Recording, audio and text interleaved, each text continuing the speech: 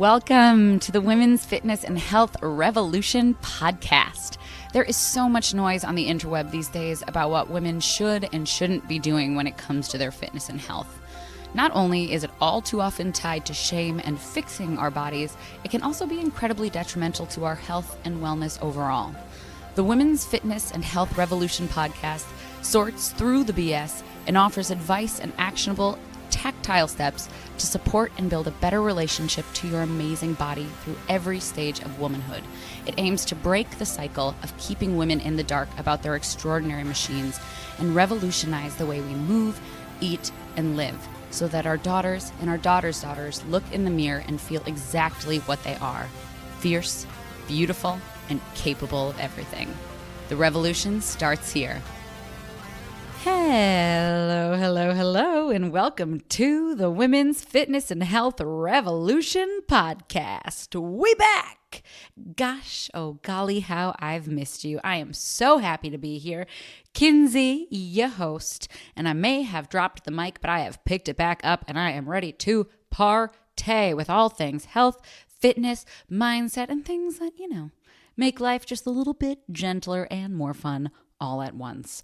And before I jump into our first podcast of 2025, I just want to say an overwhelming thank you to everyone for your amazing support, your reviews, your outreach. I was absolutely humbled by the fact that anyone would take the time to reach out, let alone multiple ones. So thank you from the bottom of my heart for all of your support. Also for your patience as I was getting my ducks in a row to come back on the pod while some big life changes happened. And as always, for taking some time out of your busy lives to sit down and even listen to this pod in the first place. And on the subject of today's topic, which is setting achievable goals, I will say right meow that one of my big ones is very much rededicating time to this here podcast. But more on that in a while. You're just going to have to wait. I know. The anticipation, it's almost crushing. If you do enjoy this pod, and I sure hope you do, I do have two pretty fab podcast episodes already, if I do say so myself, with very similarly related topics. One is on the three main things that get in the way of accomplishing our goals and how to overcome them. And the second one is about how to check back in on your goals and reassess later in the month, year, etc., using the ADD system. So if you are just down to deep dive into the rabbit hole of goal setting, I will drop those links in the show notes. Have so much fun. Let me know how your goal setting goes and what you think. Oh, Tay, let's jump into this, huh? Raise your hand if you have ever experienced January rolling around and you look down at your to-do list of goals and you see the same 1 to 100 goals that you set for yourself last year and the year before and the year before you get it. The list is on repeat. And by the way, my hand is up here, so I'm just going to set it down because it is sore. There is zero shame in this game. Like I said, I have had a handful of these myself. Heck, my goal last year was to stay consistent with this podcast for a full year. And guess what? Life got lifey, but we back. This year, my goal is to help you see one of those 1 to 100 goals to fruition. Would it be supercalifragi if I could get all 100 of those goals to stick for you? Sure. But that isn't how most of us work.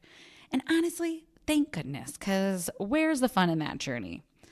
And to make it easier for you to remember, because I know you're busy, when you are sitting down to draw up your goals for the year or goal, I've made an acronym. And guess what the word is?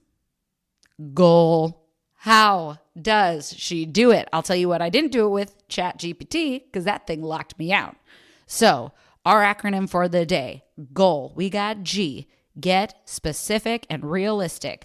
O, open up and dig deep on why, your emotional why. A, allow yourself to get help along the way. And L, lay out checkpoints to reassess your progress down the road. I'm pretty sure I spelled goal right, so yeah. So let's dive right in and have some fun, shall we? Starting with G. Get, I guess, G. Anyway, get specific. Set realistic goals. Anyone who has done any sort of Dr. Googling about how to be successful at goals? Anyone with me here, Bueller? You've probably come across the acronym SMART goals. SMART goals are specific, measurable, achievable, relevant, and time-bound goals. We love acronyms on this show. Heck, I'm pretty sure I've actually probably talked about SMART goals already. And it's a great starting point because there's a big difference between saying, I want to lose weight and I want to lose 10 pounds by March 1st by strength training 3 times per week and working to increase my protein. Could you spot the difference? One is general. It could mean anything. It doesn't really give us a benchmark to celebrate or even check in if we're on track. And the other gives us a realistic goal, 10 pounds, in a realistic amount of time, 3 months, with plenty of time to add check-ins along the way, and you have a plan for getting there. 3 strength training sessions weekly, plus increasing protein. This structure, the SMART structure, is a great plug and play for all goals. For example, I want to deadlift 200 pounds by June 1st by finding a coach and focusing on strength training 3 times a week. Or I want to increase my protein to 100 grams daily for the month of January by tracking my protein intake and learning about high quality protein sources. Or I want to release 2 podcasts every month in 2025 by finding 1 set day every month I can write my podcasts and 1 set day I can record them. You feel me? Plug and play for all that stuff. The trick is, if we can't measure, we're guessing. So get specific. And if you're anything like me and probably 98% of the women and honestly humans that I work with, you'll always find more opportunity to be hard on yourself than to celebrate what you're crushing if we don't get specific. And again, peep the episode on the 3 things that get in the way of our goals to dig deeper on that little trick because we go pretty deep into that. Next up, we're to the O. It's magic. It's just O. Open up and dig deep on the emotional why behind your goal. I actually stole this one from my mindset coach, Brad Bizjack.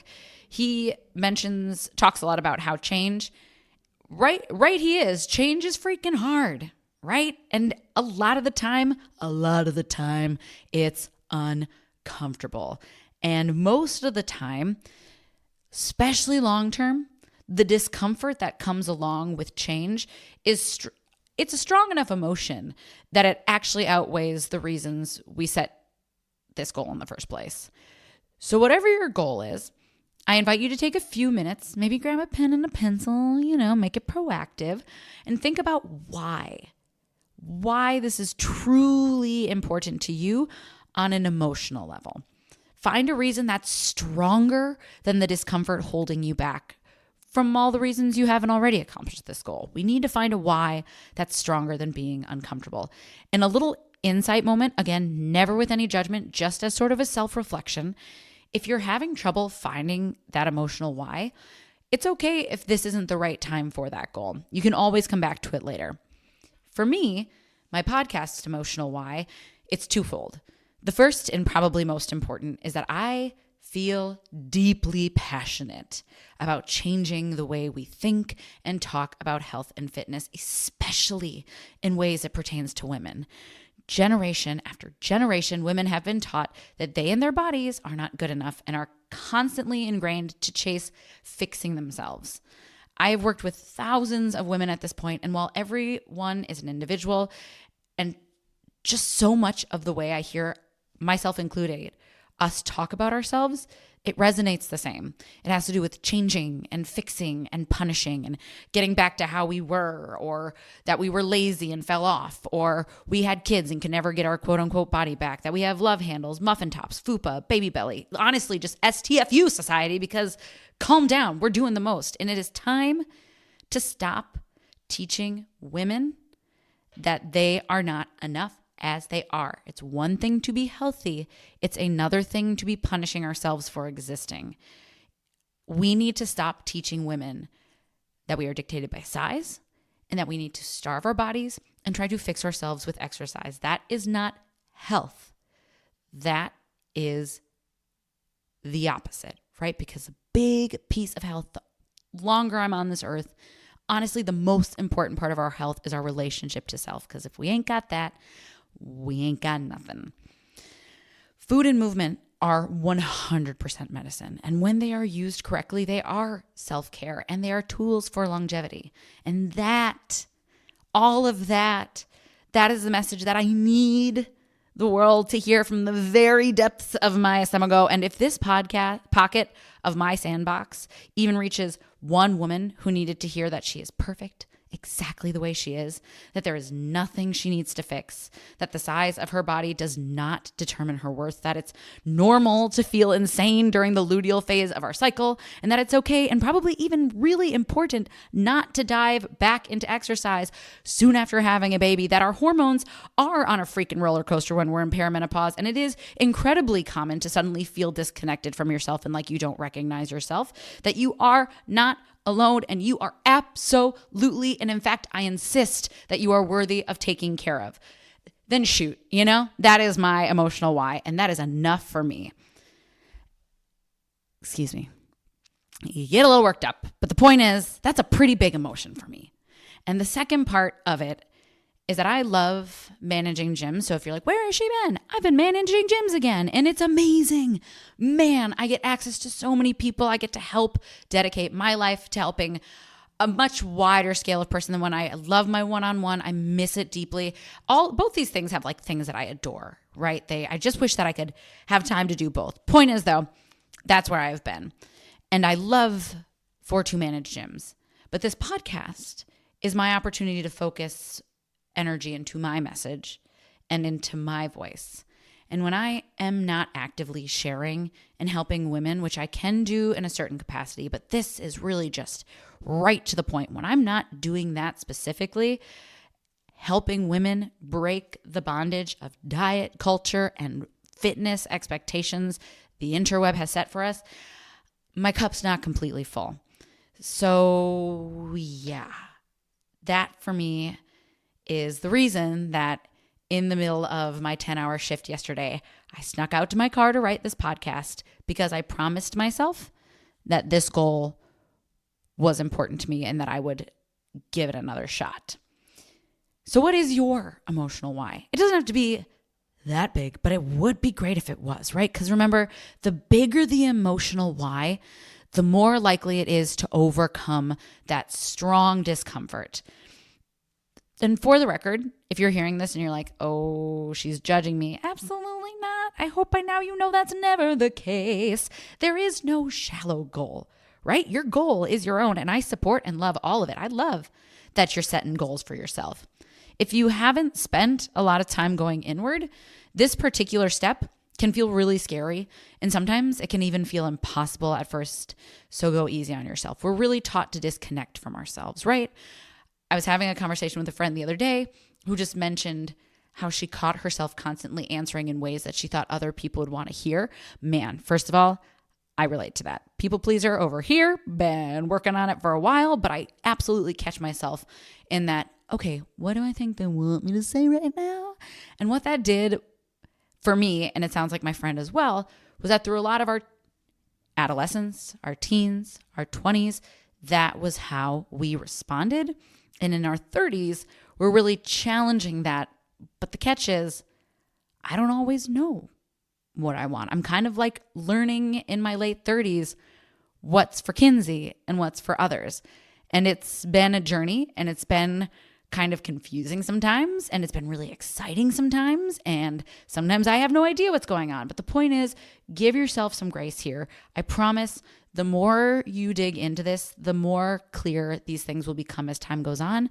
So be open to learning about you. What a gift. And honestly, we can give so much more when we give to ourselves first. I know you've probably heard that a million times, but it's the truth. A great place too to start, if you're really just like, I don't know, is linking it to something external, right? Especially if that's what we're used to doing. So I want to lose weight because I don't want to miss out on seeing my daughter get married or my child graduate high school. I want to focus on my nutrition because I watched my mother deteriorate from Alzheimer's, and I don't want my loved ones to have that experience with me. I want to increase my protein and strength train because I don't want to be hospitalized for falls in my 50s, 60s, 70s, and beyond. I want to focus on my workaholism, work-life balance, because I watched my parents burn themselves out to the point of chronic illness. And now in retirement, they struggle with their identity and sense of self instead of embracing freedom, especially if we have these learned patterns. That's another thing that my mindset coach, Brad Bizjack, really works on, is taking seconds to sort of peel back where we learned these beliefs. And they're really hidden. They're really ingrained. So the more that we can kind of see where these beliefs stem from, there's a really good emotional why. Like if you saw a parent really struggle with money your whole life, just constantly think about it. A, that's probably why we have some fear around money. And B, that's a pretty strong emotional why to interrupt that pattern in your own life. Same with someone if they died early of a chronic illness, right? There's so many things.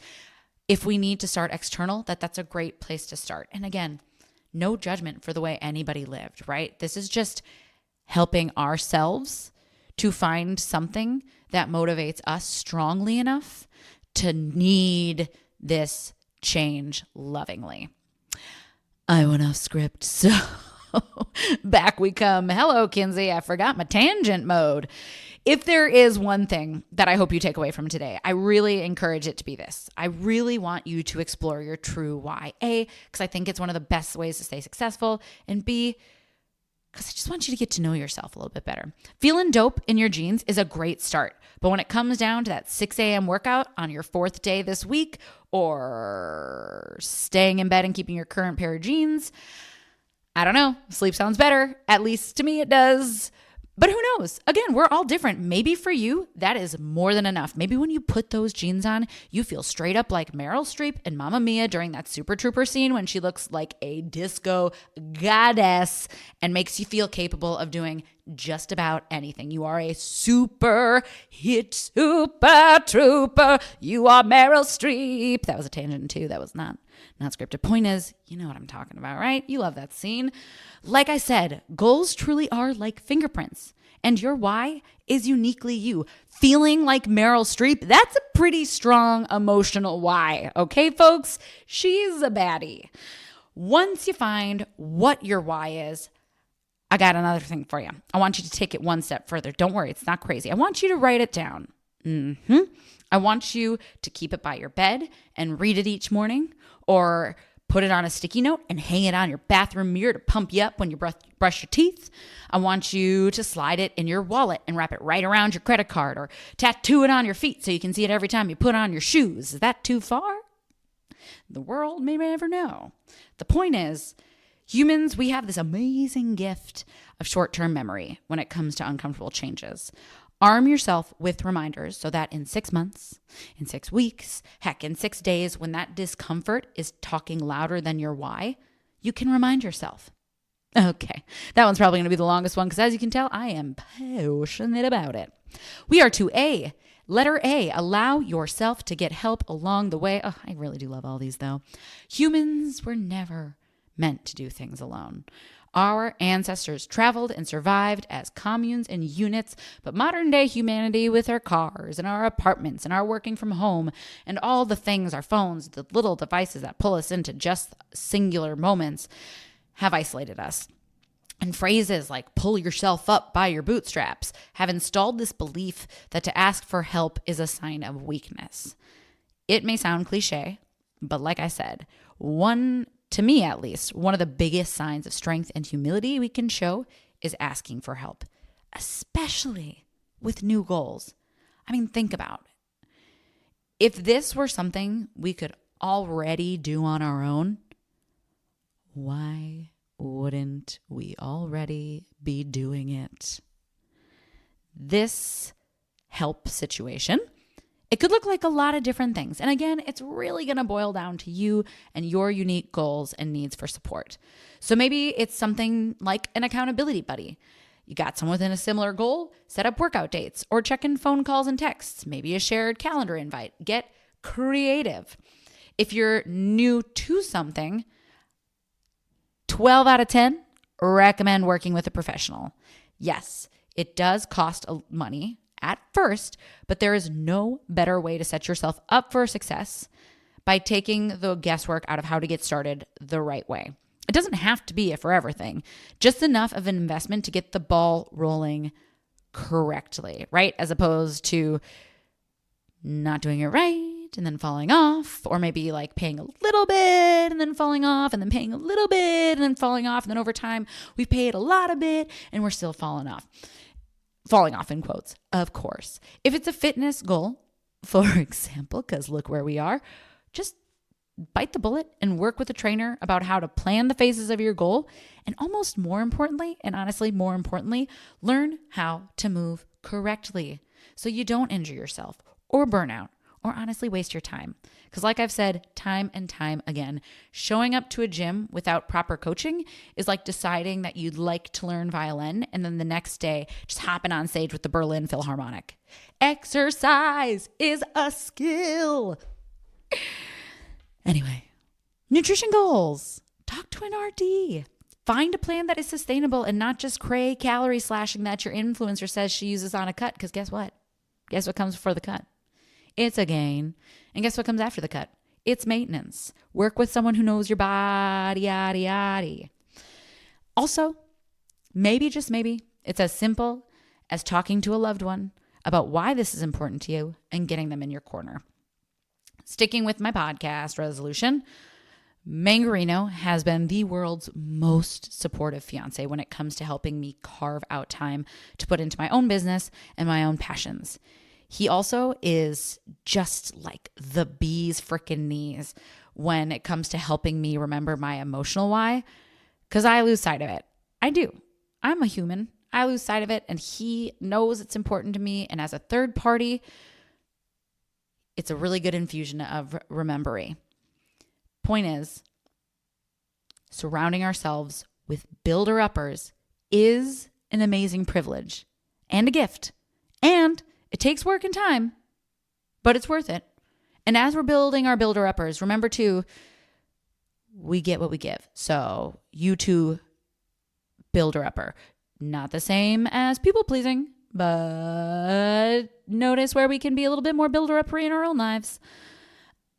Here's the deal. You are worthy of a support system. So please ask for help. And starting the right way, even though it can feel intimidating to drop some money or invest, or whether it's time, money, energy, whatever the case may be, when you start right, it paves a path far stronger for success than when we just sort of try to guess. Remember, if we could already be doing this, we probably already would be doing this. Finally, you're like, wow, Kenzie, she back with a lot. Lay out checkpoints to reassess your progress down the road. Don't just set it and forget it. Just like you wouldn't leave a freshly planted garden to fend for itself against the elements, neither should we expect our goals to take root and grow without a little TLC and some weed pulling. This is, surprise, surprise, another one of my faves. They are all my faves because it's the one that gets missed the most. But it's also one of the ones that can have a biggest outcome with achievement. Remember those SMART goals we set up all the way at the beginning? The T of SMART was for time bound, which means that we'll have a pretty darn solid idea of when we can drop in some checkpoints along the way. And for a deep dive into what to cover with these checkpoints, this is the podcast you're going to check out about the ADD system. But just a quick overview. The ADD system, we run our goals through ADDS. Just acronym on acronym. A, assess how things are going. D, discover what is and isn't working.